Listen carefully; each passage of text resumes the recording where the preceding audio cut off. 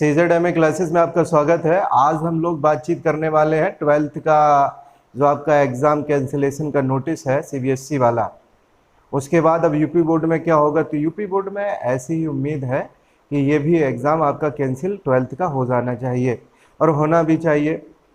अब कई लोगों के मन में बहुत सारे प्रश्न है कि सही हो रहा है कि गलत हो रहा।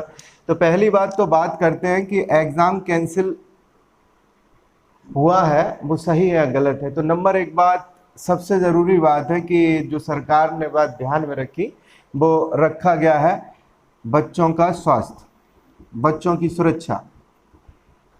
अब बच्चों की सुरक्षा का क्या मतलब हुआ, इसका ये मतलब है सीधा सीधा कि आप सभी जानते हैं कि बीमारी बहुत बहुत ज़्यादा थी। अब जब बीमारी बहुत ज़्यादा थी तो उस पीरियड में हर एक के घर में ऐसा देखा गया कि कहीं ना कहीं किसी के माता बीमार है, किसी के पिता बीमार है, तो माता पिता में से भाई भी बीमार हो सकते हैं। तो परिवार में ये अक्सर देखा गया कि कहीं ना कहीं किसी न किसी के पास में बीमारी है, जिससे बच्चों की शिक्षा पूर्णतः सही तरीके से नहीं हो पाई और अनिश्चितता की काल रहा, अनिश्चितता रही, पता ही नहीं रहा कि कब एग्ज़ाम होंगे अथवा नहीं होंगे, कई बार डिले हुए, इसलिए बच्चों की पढ़ाई प्रॉपर रूप से नहीं हो पाई। ये बिल्कुल सही बात है। जब प्रॉपर रूप से हो नहीं पाई, इन सब बातों को मद्देनजर रखते हुए CBSE ने एग्ज़ाम को कैंसिल किया। ये तो रही बात बच्चों की सुरक्षा। अब ये प्रश्न उठता है कि किस प्रकार से मार्किंग होगी, कैसी मार्किंग होगी। तो मार्किंग के लिए अच्छे बच्चों को चिंता करने की कोई ज़रूरत नहीं होनी चाहिए। उसके लिए है क्या, अच्छे बच्चे क्यों चिंता करें, वो तो कहीं ना कहीं IIT में चले जाएंगे, AIPMT लेंगे, तो उनको चिंता करने की कोई ज़रूरत है नहीं। वो तो अगर उन्होंने पढ़ाई पढ़ी है तो एंट्रेंस एग्ज़ाम भी तो होते हैं। हर एक एग्ज़ाम में, अगर आपको बीटेक में एडमिशन लेना है तो वहाँ भी एंट्रेंस एग्ज़ाम है। अगर आप मेडिकल क्षेत्र में जाना चाहते हैं वहाँ भी एंट्रेंस एग्ज़ाम है। तो वो आपकी पढ़ाई बेकार नहीं हुई है, वो जाया थोड़ी जाएगी। ये तो सिर्फ एक स्टेज थी आपकी 12th की, वो आपने कंप्लीट कर ली है। इसके बाद में कोई बीटेक करेगा, कोई स्नातक के लिए जाएगा। समस्या उनके साथ हो सकती है जो बच्चे विदेश जाते हैं CBSE से पढ़ के, उनके साथ समस्या हो सकती है, अन्यथा कोई बहुत ज़्यादा ऐसी समस्या होने वाली नहीं है। अब उत्तर प्रदेश सरकार को भी तत्काल रूप से 12th एग्ज़ाम को कैंसिल कर देना चाहिए। होगा क्या, अभी जून का महीना, जून के बाद जुलाई का महीना, अब जुलाई में एग्ज़ाम कंडक्ट करवाने में बड़ी मुसीबत होगी, पानी भी होगा, गर्मी भी बहुत ज़्यादा होगी, तो निश्चित रूप से बहुत ज़्यादा तकलीफ हो सकती है। दूसरी बात ये कि एग्ज़ाम सेंटर्स जो नए नए बनेंगे वहाँ व्यवस्थाएं अच्छी और प्रॉपर रूप से शायद ही मिल पाएँ। बहुत मुश्किल बात है कि हो सकता है कहीं कैमरे ना हो, आपको बढ़ाने तो पड़ेंगे सेंटर, और सभी सेंटरों पे ये देखा गया है कि सभी स्कूलों में कैमरे भी नहीं है। बहुत सारी व्यवस्था जोड़ने की ज़रूरत पड़ेगी, जो संभव बहुत कम है। अब उनके सामने, बच्चों के सामने समस्या ये है, करें तो वो JEE एडवांस है, JEE मेंस है, ये भी पोस्टपोन होते चले जा रहे हैं। BA BSc करें। होता क्या है कि आजकल BA और BSc में बच्चों का रुझान कम है, क्योंकि ये BA और BSc करके लोग बाग अक्सर कर बाद में पछताते ही हैं। BA कर लिया आपने, BSc कर लिया, लाखों की तादाद में लोग बैठे हैं BA और BSc करके। आपको क्या करना चाहिए, तो आपको करना चाहिए, आपका नंबर एक हो गया। अगर आप इंजीनियरिंग क्षेत्र में जाना चाहते हैं, आपके पास पैसे कम है, बीटेक करने के लिए घर से हो पाता है व्यवस्था या नहीं हो पाता है, तो इसके लिए आप पॉलीटेक्निक चुन लें। पॉलीटेक्निक के अलावा ITI आप चुन लें, IIT नहीं। अब होता यह है कि अपने यहाँ के बच्चे अगर रूरल देहाती क्षेत्र की, ग्रामीण क्षेत्र की बात करें, तो उनका स्तर वो नहीं होता है जिससे वो IIT जैसी बड़ी एग्ज़ाम को क्लियर कर पाए या फिर MBBS जैसी प्रतियोगिताओं में वो जा पाए। मेडिकल क्षेत्र और इंजीनियरिंग की जो हायर संस्थान है, यहाँ हम लोग नहीं पहुँच पाते हैं। मजबूरी वही, सुख सुविधाएं नहीं है, साधन नहीं है, इसलिए नहीं पहुँच पाते हैं। टैलेंट की कोई कमी होती नहीं है, लेकिन व्यवस्थाएं नहीं होती, इस प्रकार के स्कूल नहीं है, इस प्रकार की व्यवस्था नहीं है, इसलिए IIT में यहाँ से सिलेक्शन बहुत कम होते हैं। अगर बात करें पॉलीटेक्निक, तो पॉलीटेक्निक से आप 3 साल पॉलीटेक्निक कर सकते हैं।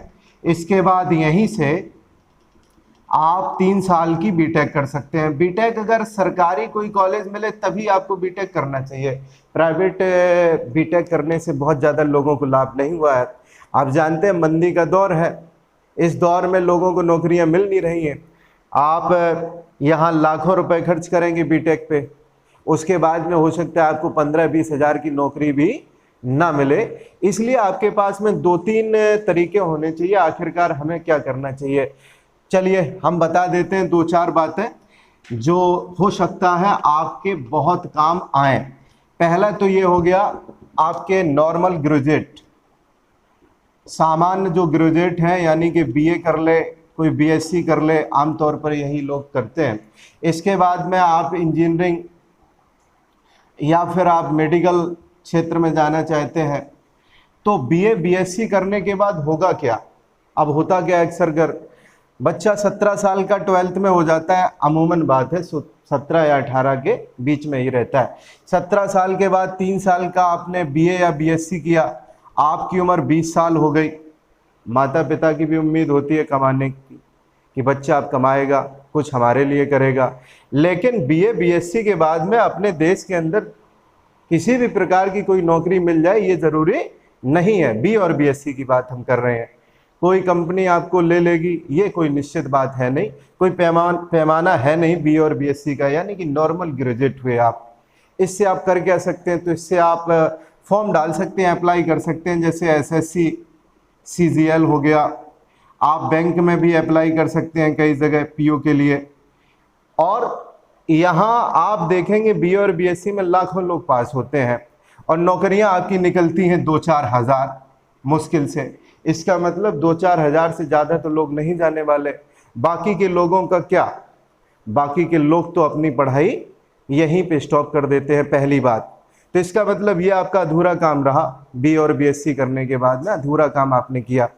अधूरे काम से न तो आपको बेनिफिट होगा ना आपके घर को बेनिफिट होगा। कुछ लोग हिम्मत जुटाते हैं, इसके बाद में एमए कर लेते हैं, एमएससी कर लेते हैं और उम्र भी इनकी बढ़ जाती है 2 साल। और जब 2 साल उम्र बढ़ जाएगी 22 साल के हो गए। इसी बीच में शादी वाले भी आने लगते हैं, शादी विवाह कार्यक्रम। बच्चा कुछ समझ नहीं पाता आखिरकार उसे करना क्या चाहिए, शादी विवाह वाले आने लगे, परिवार पर भी दबाव दिया जाता है। और यहाँ अभी भी बच्चा 22-23 साल की उम्र में कैसा है, बेरोजगार।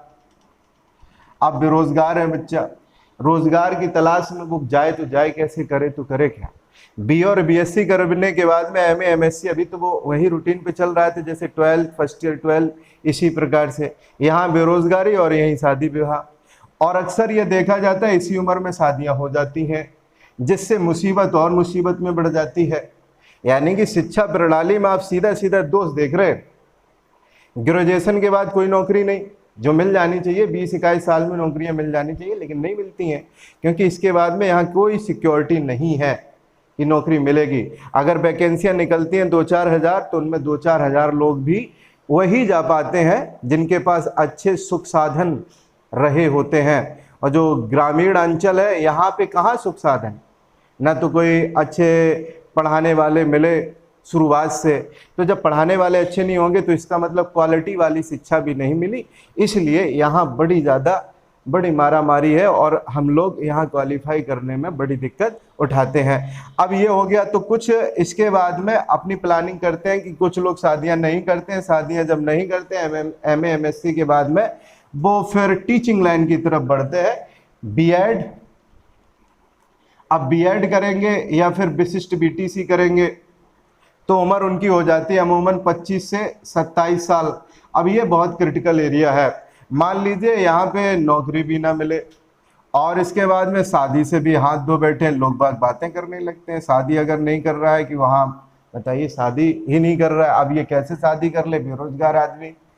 25-27 साल उम्र होगी, वास्तव में कमाने की उम्र है।